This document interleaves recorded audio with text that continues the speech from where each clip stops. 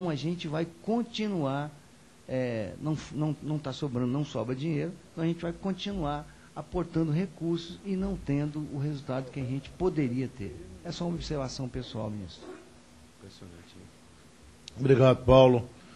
Eu vou devolver a palavra ao senhor ministro Arthur Quioro. O senhor tem 15 minutos para fazer sua tréplica e as considerações finais.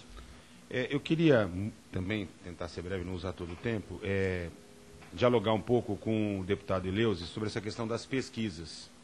Todas as pesquisas que nós temos acesso, feitas não só no âmbito do governo federal, mas dos governos estaduais, dos governos municipais, elas demonstram um dado muito interessante. Esse percentual de insatisfação da população brasileira, ela não é com o governo da presidenta Dilma, na área da saúde. Ela é com um conjunto de gestores, inclusive privados. Inclusive privados. A tão decantada competência da esfera privada, em muitos lugares, interfere negativamente na avaliação dos nossos sistemas de saúde. E é muito interessante, porque todas as pesquisas, e quem acompanha a pesquisa com qualidade, olha a pesquisa direitinho, vai ver o seguinte: quando pergunta à população de quem é o problema, ela fala do presidente, do governador e do prefeito. Ela não diferencia. Portanto, isso eu acho que é muito interessante, porque ela coloca todos nós, de forma interfederativa, a nos responsabilizarmos pela superação desses problemas. O prefeito, ou o governador, ou o dirigente federal, que tentar resolver o seu problema, achando a outra esfera como adversária a ser destruída, vai junto para a vala da opinião da nossa população. E é muito interessante, porque todos aqui também sabem, isso já é categoricamente estudado. O Osmar Terra estava no CONAS, quando o CONAS fazia aquelas pesquisas, não sei se ainda faz, certo, de avaliação da população que usa o SUS. Quem não usa o SUS avalia de forma muito mais negativa do que quem usa.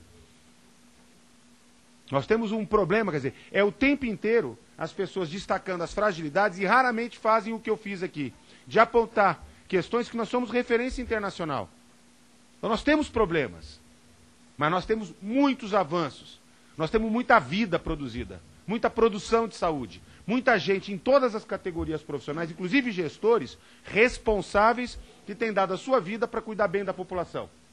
Não são só médicos, não são só gestores, todos os profissionais. Então é muito importante esse tipo de coisa. E eu acho muito interessante o debate do Mais Médico, porque ele está chegando num certo ponto que, pelo menos eu senti nessa audiência, mas eu me disponho sinceramente a continuar debatendo tanto quanto for possível, porque ele agora está só no plano da mágoa. Só no plano da mágoa. Nós precisamos ter clareza. Aliás, várias entidades médicas, inclusive, têm nos procurado, várias sociedades especialistas têm me procurado como ministro, Eleusis, para dizer o seguinte: precisamos vir em frente. Para com isso. Para de continuar jogando a categoria contra os governos, contra a população. Não vale a pena. Nós temos que valorizar. O médico é fundamental para a nossa sociedade. Nós temos hoje, pela primeira vez, 49 milhões de brasileiros que têm acesso a uma equipe de saúde da família completa. Não tirou o emprego de um médico brasileiro. Um médico brasileiro saiu desempregado. Deputado, lá em São Bernardo eu pagava 14.800 para um médico que estava começando na estratégia de saúde da família. Eu comecei com 8 equipes, saí de lá com 111 equipes, agora em janeiro. Minhas unidades são padrão de qualidade que nem serviço privado tem. Pode ir lá visitar. Convido qualquer um de vocês a conhecer a rede de São Bernardo do Campo, que a gente em 5 anos conseguiu construir com o apoio do presidente Lula, com o apoio da presidenta Dilma, com o esforço da gestão municipal, como tem acontecido em muitos lugares.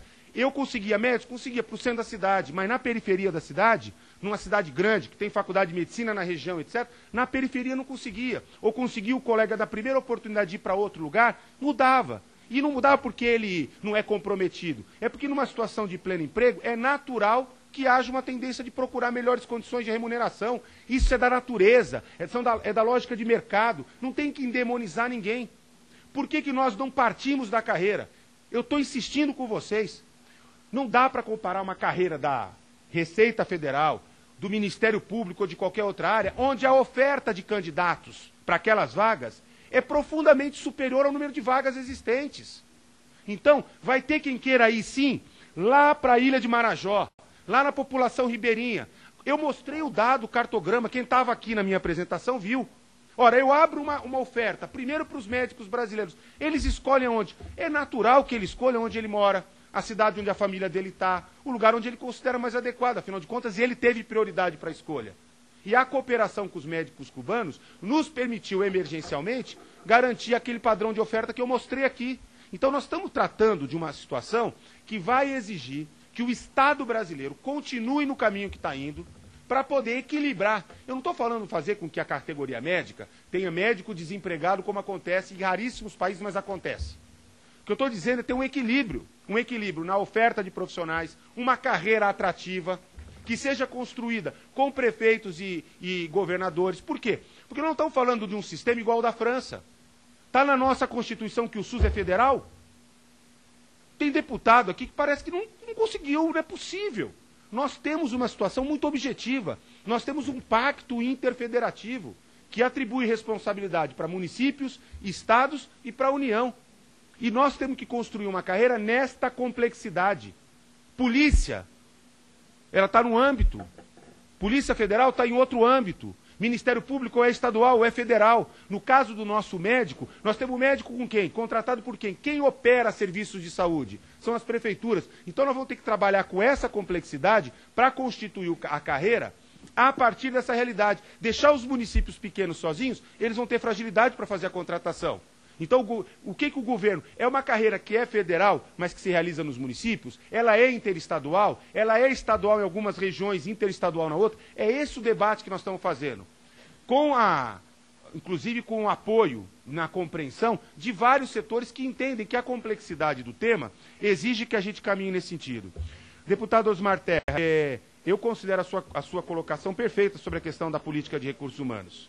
Ela é, de fato, estruturante, é uma dívida que nós temos desde a criação do SUS, tá certo? Mas eu acho que a nossa dificuldade vem... E você tem uma grande experiência, tanto no âmbito municipal como estadual, e sabe que a nossa diferença, a dificuldade, está exatamente nessa relação interfederativa, tá certo? É um desafio, nós vamos ter que superar.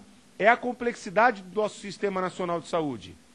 Nós temos 3 esferas de governo, sem contar o GDF, tá certo? Que são autônomas. Então nós temos que construir um jeito de operar a carreira que leve em consideração essa realidade. É possível? Claro que é. Mas ela é diferente de criar uma carreira só no município ou só no estado. E se carreira resolvesse tudo, vejam nos estados quantas carreiras já foram tentadas. E ela tem essa dificuldade, porque nós vivemos vários elementos. Em relação à questão da epidemia, olha, os estudos são bastante controversos, estão aí, a Senad tem ajudado muito. Eu acho que esse é um debate que é importante a gente colocar aqui no Congresso, porque ele é um debate da hora.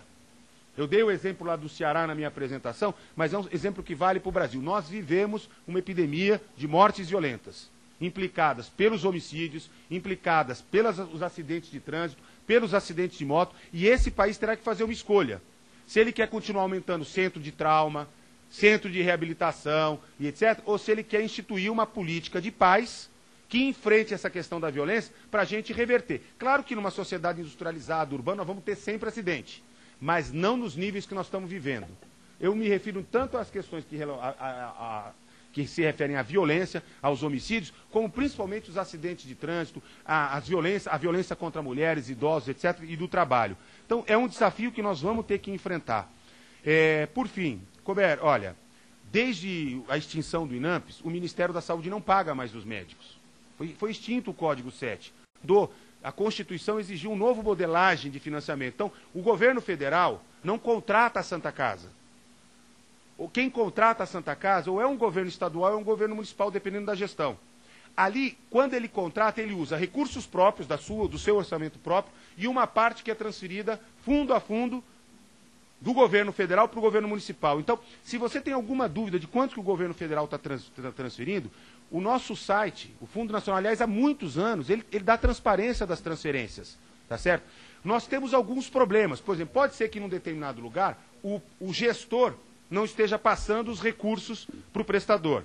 Pode ser que em alguns lugares o prestador não esteja cumprindo os seus compromissos com os seus contratados. Aí não só médico, mas o conjunto de contratados. Precisa ver o que está acontecendo. O sistema de auditoria serve, entre outras coisas, para se identificar situações como essa, ver. Agora, a modelagem de financiamento, que tem essa lógica do Ministério transferir fundo a fundo, é um grande avanço. Por quê? Porque aí não tem mais a ver com um convênio. Eu não vou fazer um convênio com uma Santa Casa do interior do Rio Grande do Sul. Quem vai fazer é a Secretaria Estadual ou a Municipal.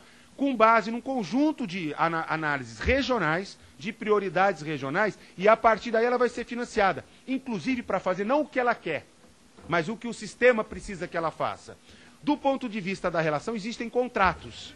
E nós, particularmente, entendemos que o contrato organizativo de ação pública, que é uma ferramenta importante, a lei de responsabilidade sanitária, que está tramitando aqui no Congresso Nacional já há algum tempo, podem ser ferramentas importantes para que esses compromissos, ao qual o senhor fez referência, e que eu concordo, quer dizer, há um contrato, se o contrato não é cumprido, isso desestrutura o sistema.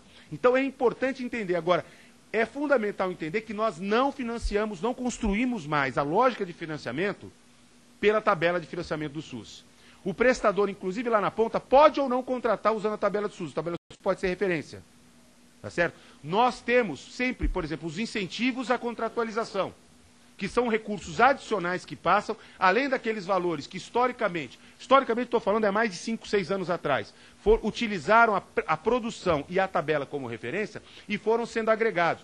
Eu participei em 2004, 2005, da construção da política de contratualização para os hospitais universitários de ensino e para as santas casas, que foi implantada em 2004. A minha tese de doutoramento na Universidade Federal de São Paulo estuda a contratualização dos hospitais de ensino, municipais, estaduais, federais e filantrópicos. Então eu não estou dizendo para o senhor uma coisa que eu não sei que acontece. Não é a tabela mais que dá a referência. A tabela progressivamente vai virar uma referência. Ela vai deixar de ter valor e vai virar o sistema de informação. Para a gente saber quantas internações, quantos leitos de UTI, quanto tempo de permanência, a taxa de ocupação, como é que foi a taxa de infecção, taxa de mortalidade, etc. E a lógica de financiamento vai mudar. Por quê? Só para terminar essa longa explicação. Porque na tabela do SUS, ela paga o procedimento. O procedimento. Você só leu um rol de procedimentos. Hoje, quando a gente está começando a contratar, pega os mais de 2.000 leitos de UTI que nos últimos 2 anos foram contratados pelo SUS, ampliados, novos. Ele já tem uma nova lógica, que é um valor de acordo com o cuidado. Se é uma unidade coronariana, se é um leito para AVC, se é uma UTI geral, tipo 3, se é uma UTI neonatal ou pediátrica, tem os valores e aí você tem uma certa lógica de construção. Exatamente para que os prestadores não digam o seguinte, olha, eu aceito uma internação com tal doença e não aceito a internação com outra doença, porque os valores que eu vou gastar são muito diferentes. Para que não haja uma escolha pelo valor do procedimento. Isso é um avanço. Não tem mais sistema público avançado no mundo que está pagando mais por procedimento. Todos eles fazem um pacote. Aliás, a própria iniciativa privada trabalha assim, um pacote de cuidado. Por quê? Porque não me interessa fazer a quimioterapia para a pessoa que tem câncer. Interessa fazer o diagnóstico, o tratamento, quer dizer, a consulta médica, o diagnóstico, o tratamento, os exames complementares, a quimioterapia, a radioterapia, a cirurgia oncológica, naturalmente, antes, se for necessário o cuidado paliativo, e conseguir remunerar, fazer com que o serviço, por exemplo, de câncer, não escolha o que ele quer tratar. Nós tivemos um certo momento aqui no Brasil que só se queria fazer quimioterapia. Vocês lembram disso? Só se queria fazer quimioterapia. Teve uma fase, em 1991, quando foi criada a NOB 91, que só se queria fazer uma parte de ortopedia, uma parte de odontologia e análises clínicas, porque a tabela pagava bem. Não é isso que o Brasil precisa. Nós precisamos remunerar o cuidado que o nosso paciente requer, de acordo com a sua necessidade, e não de acordo com o que a tabela paga. Então, eu acho importante que a gente compreenda esse conjunto de coisas. E, por fim, eu queria só responder ao deputado Paulo, apesar de só agora no final ele ter podido participar com a gente, parabenizar pela universidade, né? Acho que a sua intervenção é muito precisa. Nós trabalhamos num sistema, reconhecidamente, que requer mais recursos. Isso é um diagnóstico comum a todo mundo, vamos ter que trabalhar, discutir com a sociedade qual é o padrão. Todos aqueles que são gestores no SUS, quando vão trabalhar na iniciativa privada, trabalham com muita qualidade, tanto que muitos excelentes gestores, certo, são oriundos da área pública. Por quê? Porque aprenderam a trabalhar, inclusive, numa contingência de muita despesa. Mas isso não implica que nós não tenhamos a obrigação, o dever moral, junto à sociedade brasileira, de utilizar cada centavo da maneira mais qualificada possível. E isso passa por 2 coisas. Profissionalização da gestão. Então, essa perspectiva de carreira, por isso que eu estava falando, é só para médico? Claro que não. Mas o gestor também tem que ser qualificado. O gestor hospitalar, alguém que movimenta um hospital que gira 150, 170 milhões de reais por ano, é uma enorme responsabilidade. Então, investir nele e na sua equipe. E, por fim, certo? Trabalhar permanentemente para ampliar os esforços que nós temos feito, inclusive com o apoio das universidades públicas, dos hospitais de excelência, no SOS Emergência, que eu fiz menção aqui, certo? Cada hospital de excelência privado tem adotado, tem dado suporte para um hospital público, transferindo tecnologia de gestão, transferindo tecnologia de cuidado. Então, considero que a sua intervenção é muito pertinente e é um desafio para que a gente continue. Presidente, quero concluir agradecendo a oportunidade novamente com vocês, deputados, deputadas. Saio muito feliz, saio muito renovado, né? Tenho absoluta convicção de que consegui, de alguma maneira, dar conta dos 3 tópicos que a comissão apresentou ao Ministério da Saúde como temas para o debate. Voltarei tantas vezes forem necessários, me coloco à disposição de continuar esse debate, mas quero reafirmar mais uma vez. Cada vez mais a gente tem orgulho de defender o Sistema Único de Saúde, de avançar com o programa Mais Médicos, sabendo que temos muita coisa a fazer e tem sido muito bom dar a contribuição para o país do ponto de vista de estruturação do nosso Sistema Nacional de Saúde do SUS. Obrigado. Quero agradecê-lo pela sua presença, pela sua postura democrática, civilizada no proceder do debate, pela profundidade que o senhor aborda os temas. E quero, mais uma vez, em nome de todos os militantes do SUS, quero aqui manifestar nosso pesar a Erasmo Ferreira da Silva, o diretor executivo do Fundo Nacional,